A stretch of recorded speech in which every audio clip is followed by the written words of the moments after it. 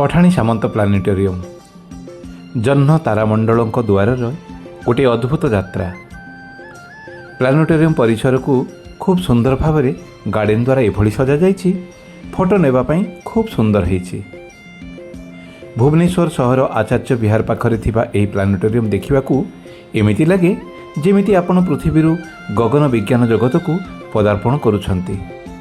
ए अद्भुत आस्ट्रोनॉमी विज्ञान प्लानेटोरियम को पठाणी सामंत प्लानेटोरियम बोली कहा जाए।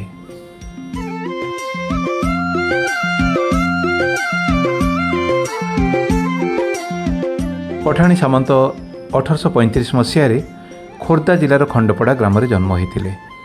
राजपूत वंशरे जन्मग्रहण करथिले मध्य छोट बेलू बहुत मेधावी और शिक्षाप्रिय थिले।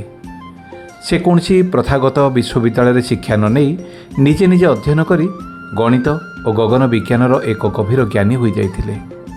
विशेष कथा हेउची से सरल काठ बाउंश और दौड़ीर साहाय्य निजे जंत्र तैयारी करी आस्ट्रोनॉमी को मापजप करि पारुथिले।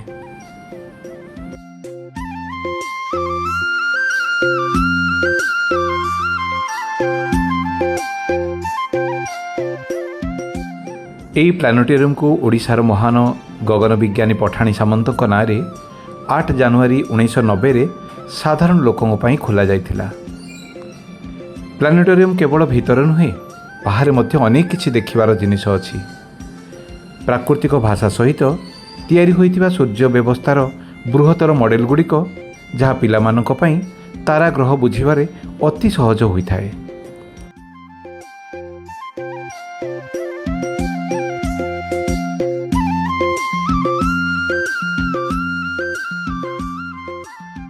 पठाणी सामंतों द्वारा व्यवहृत किसी प्राचीन गगन विज्ञान अवलोकन जंत्रर मॉडल बाहर रखा जाइछि।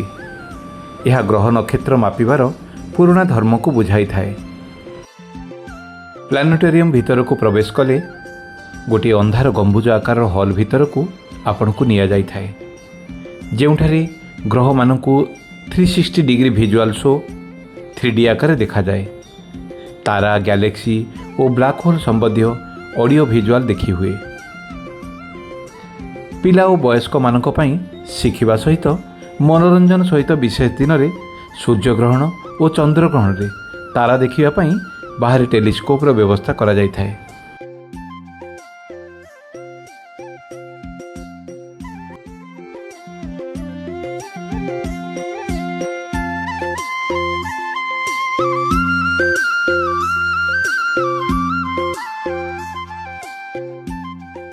प्रत्येक शो अनुमान 30-40 मिनिट ये होता है। दिन को 3-4 शो ओडिया इंग्राजी एवं हिंदी भाषा रे होता है। एठी वयस्क मानक पई 30 टंका और पिलांको पई 20 टंकार टिकेटर व्यवस्था अछि, किंतु मने रखिबे प्रत्येक सोमवार एठी छुट्टी थाए।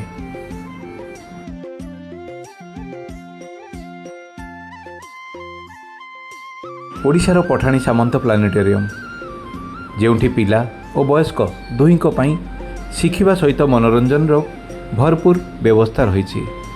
एठी ग्रह मानकु नहीं अद्भुत अनुभव आपण अनुभव करिपारिबे।